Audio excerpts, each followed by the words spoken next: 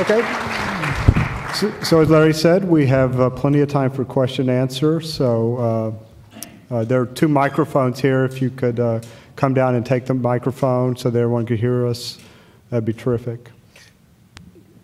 Could I just ask, Larry, I didn't quite understand that last point about aspirational politics. Could you clarify that for me? I'm a little thick on that one.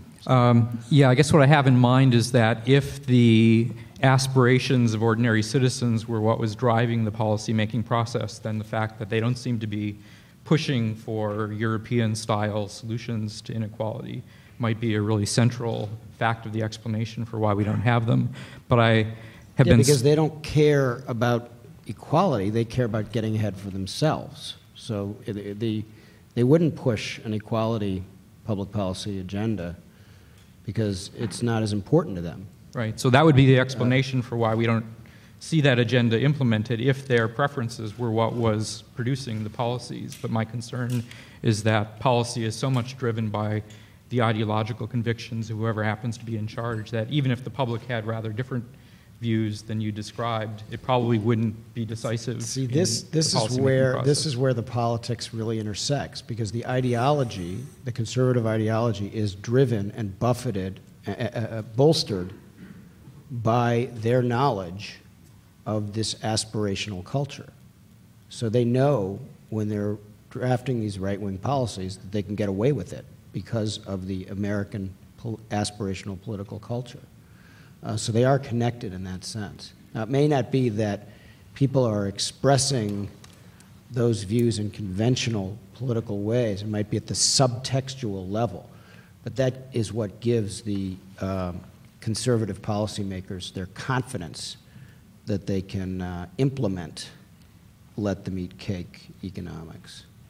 Well, I think their confidence is the important part. It may be that confidence is derived in part from their reading or even misreading in some cases of public opinion. On the estate tax, for example, I think they were confident that they could, if not repeal entirely, at least reduce considerably the estate tax because they thought they had generated this public antipathy to it. In fact, my story is that the antipathy existed long before, and if they had had the... Right, for reasons that we agree on, because everybody thinks they're going to die, hugely wealthy, even though only a tiny, tiny, tiny number of them, as you establish, would be even subject to the tax. So we're really saying the same thing in a lot of ways, I guess. But my point is that if they weren't confident about the public reaction and went ahead and did it anyway, they'd be able to get away with it to a surprising degree. And for that matter, when Democrats are in charge and implement their ideological convictions, I'm impressed by how little they're constrained by public demands or public sentiment with respect to particular policies. Microphones are available. Paul. Thanks very much. I'm a Brit, so I have an interest in the international perspective that you mentioned at the end. And your point was that in some European countries, we've seen a stronger kind of political response to these underlying economic factors. But there's an extent to which, in some of these European countries, the response is to a certain extent built in. It's kind of an automatic stabilizing force that's linked to their underlying welfare regimes, their underlying labour market structures, the strength of their trade union movements. And I wonder to what extent you can see the failure of that response, not just as a failure of the kind of contemporary US politics, but in terms of a kind of longer term sort of set of structural factors that weren't there and haven't ever been there. And in the 40s and 50s and 60s, when we had a more benign set of economic conditions, maybe that didn't matter. But when we saw this turning point in the economic environment in the 80s and 90s, they suddenly started to matter a great deal.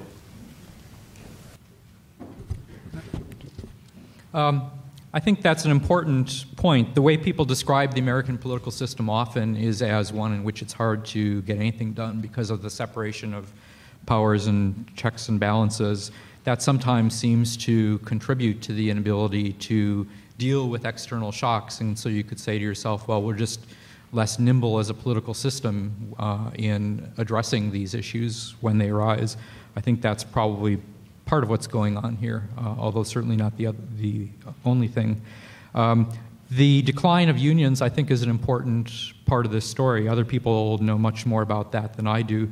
The one instance in which I looked at it in some detail for the book was in my analysis of the minimum wage, and there it appears clear that the increases in the real value of the minimum wage in the early part of this period were associated with the relative strength of labor unions, and that the decline of unions in the last 4 decades have played an important role in the decline of the minimum wage. But it seems quite plausible that that's been true in other policy areas as well.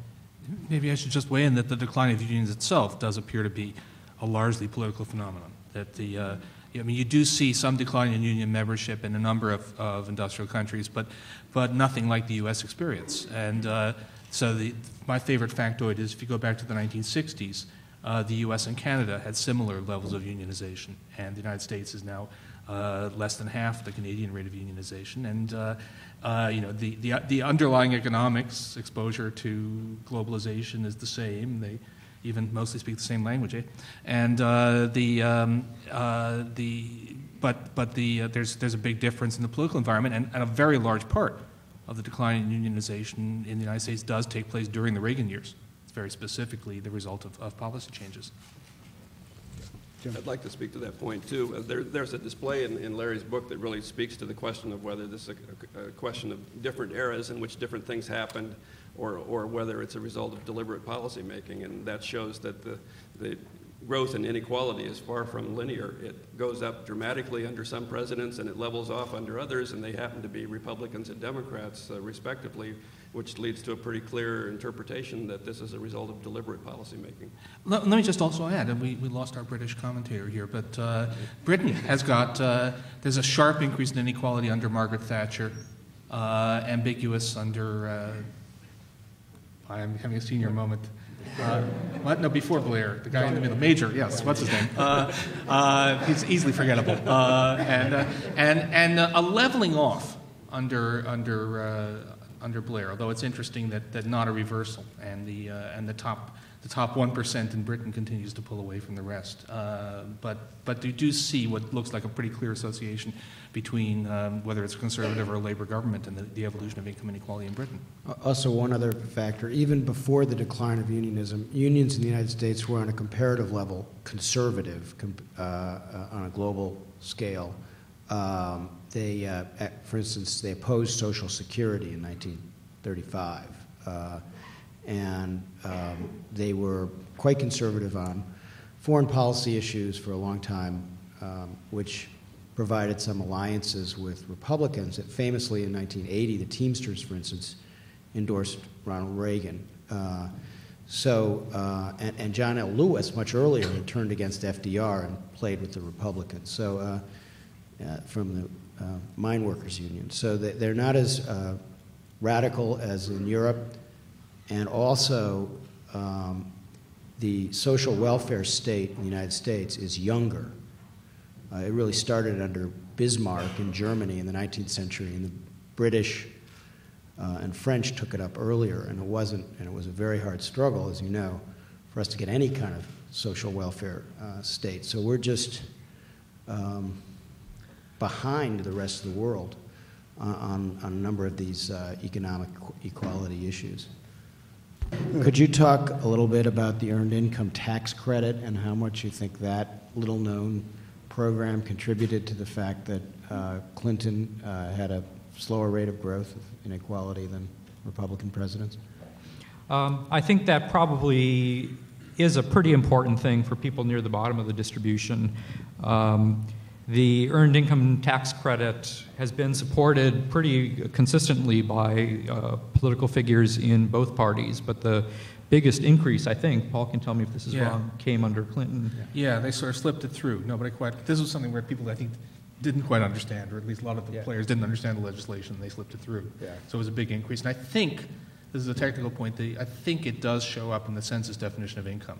Yeah. So it's where it is. So even though it's related to the tax code, it would actually show up. So it is one of the factors in there. Mm-hmm. It's been pretty popular politically, in part because it has fewer of the kind of negative connotations that Republicans and businesses associate with the minimum wage. So rather than forcing businesses to pay these people higher salary, higher wages. What we do is have the government give them some money back instead. And so it's, I think, experienced much less resistance from conservatives and Republicans. Yeah, also, the main thing about why it kind of came in under the radar is it has a really boring name. You're asleep by the time you get to the end of Earned Income Tax Credit. So basically, nobody knows what it was. And this was a huge frustration for Clinton because it was arguably his major domestic achievement in a lot of ways. And they, I asked him once, don't you wish you had come up with some other name for this? It started under Reagan, but it greatly expanded under Clinton. And he said, yeah, we should have called it something else. But I think Paul makes a good point that if they had called it something sexy so that everybody realized that there was this income transfer to the working poor, it basically rewards the working poor by the government sends them a check. Unfortunately, they have to know about it and apply for it. I think it should be done automatically by the IRS. But nonetheless, millions of the working poor saw their standard of living increase sharply when Bill Clinton was president. But it may be that if they had named it something that was memorable, it would have aroused more opposition. And so they're better off with the boring name. By the way, Have this you is thought sort of of that? Well, sort of possibly, irrelevant. although I was just going to say, as you said, there are a lot of people who don't recognize that they're entitled to it because it's gone under their Right. radar as well. That's And right. Progressive policymakers, I suspect, will be enthusiastic about trying to expand the earned income tax credit under whoever the next Democratic president turns out to be. But focusing on the issue of implementation might be at least as important in policy terms. Can I just say that one thing that the Republicans seem to have a serious advantage in is in naming legislation, partly because they have no sense of shame. Yeah. And so I've been saying that at some point all bills will be named MPAPRA for the Motherhood, Patriotism, and Apple Pie Reconciliation Act. They really look at that, and the Democrats tend to actually sort of name them for what they do, which is much less effective. Yes. Okay, let me use the chair's prerogative to come back to the one of the issues I raised in the introduction, which was, again, thinking about Obama's bitter pill, or what you might call Obama's "What's the matter with Pennsylvania" speech. As you know, and Larry's written quite persuasively on this point, there's a big debate about the extent to which social and cultural issues drive out economic policy considerations in elections. So I thought maybe Larry might say a little bit about his argument, and the other panelists might chime in as they will. Sure. It's true that cultural issues have become relatively more important in American politics over the last 25 years or so. It isn't true that they're the dominant issue in the contemporary party system, and it's especially not true that they're the dominant issue among the kinds of people that are usually being talked about in these discussions of the working class, or what's the matter with Kansas, or now what's the matter with the bitter Pennsylvanians. Lower income whites have become more loyal to the Democratic Party over the last 50 years, not less loyal. The Republican gains have been really concentrated among middle class and affluent people. And the people who are voting mostly on the basis of social and cultural issues are the middle class and affluent people, not the poor people, not the less educated people. If you look at the weight of views about abortion on people's presidential votes in recent elections, it's on the order of 2 or 3 times as large for people in the top third of the income distribution by comparison with people in the bottom third of the income distribution. That's true for gun control. It's true to a lesser extent for immigration, but most of the kind of issues that people think of as hot-button social and cultural issues seem mostly to be agitating people at the top of the income distribution rather than people at the bottom of the income distribution. Then the question is, why do so many analysts seem to get this so wrong? I think that has a lot to do with a lack of touch with ordinary people on the part of the political chattering class. This struck home to me when I read Barbara Ehrenreich's book about the minimum wage workers, nickel and dime. Some of you may remember this. It was published 6 or 8 years ago. And the book is a nice read. It's really interesting and important. But what struck me most was the critical reaction to it. Newsweek and the New York Times and all the major media outlets talked about how shocking and riveting and surprising this was. And I thought to myself, if these people ever talked to somebody who was earning the minimum wage, they wouldn't be surprised to find that these people put up with a lot from their employers and they struggle to make ends meet. It's not a surprising story to a big chunk of America, but it is apparently a surprising story to people who follow politics because they follow it from a distance or focus on the part of it that seems most important to them and to the political outcomes rather than to the people who are being affected by these policies.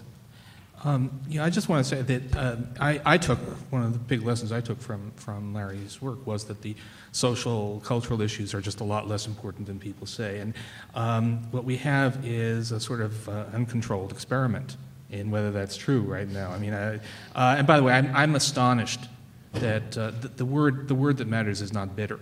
The word that matters is cling.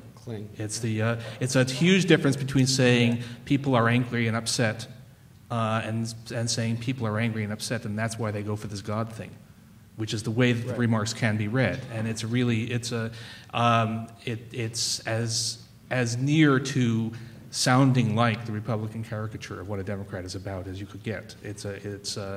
Now it may not matter that much, particularly because people don't want to play into that stereotype yet again, but it's a really serious thing. Of course, the other thing I took from Larry's book is that the thing that really explains the big switch in American politics is not social, cultural, but the racial realignment.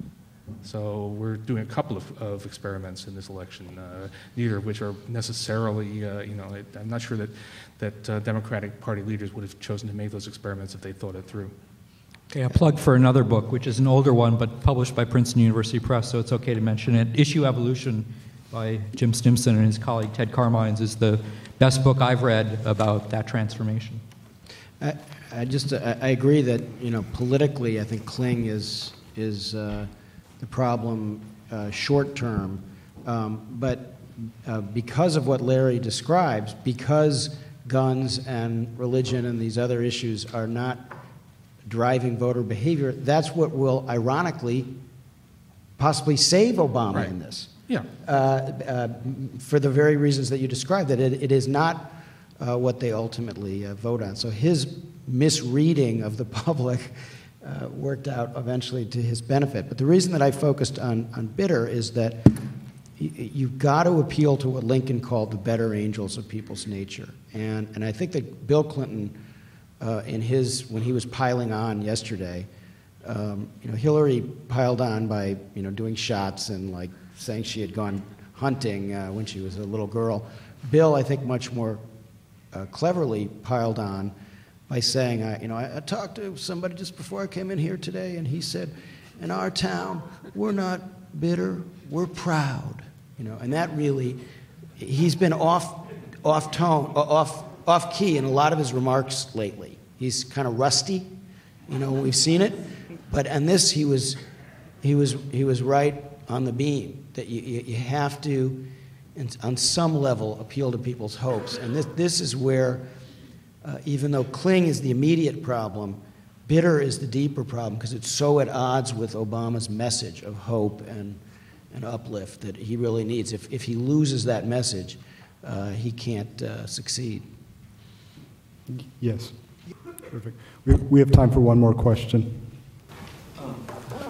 I have a question to Larry. You mentioned the role of globalization of mobile capital, and people who write about it seem to have sort of two arguments. One is that income redistributionary policies seem to be constrained by the impact of global mobile capital. The other counter-argument is that the first argument is simply used by politicians to point to globalization as a boogeyman of sorts and shift the blame for the policies that would be unpopular otherwise.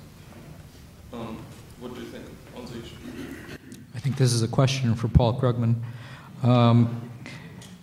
I think there is a reality to that there are constraints imposed by changes in the economic situation that make it harder for politicians to run generous welfare states, for example.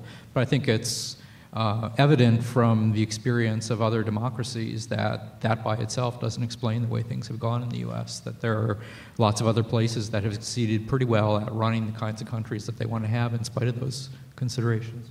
Yeah, there's an argument that you can't tax corporate profits at the rate that they were taxed once upon a time because capital is mobile, but you can still run a vastly more generous welfare state than the U.S. does. You pay for it with value-added taxes. You pay for it with social insurance premiums. So, I mean, the Nordic countries are, you know, they may be not quite as all-enveloping in their welfare states as they once were, but they're far more than anything that has ever happened in U.S. experience, and they do okay in international competition. So it's the notion that that globalization makes it impossible for you to have national health insurance and strong income support policies and so on down the line is just, you know, it's just not the United States is uniquely at one end of the distribution in terms of those policies, and a lot of the countries that are at the other end seem to be doing just fine in world markets. Terrific. I would like to thank the panelists for a terrific discussion of what's going to be a very important book.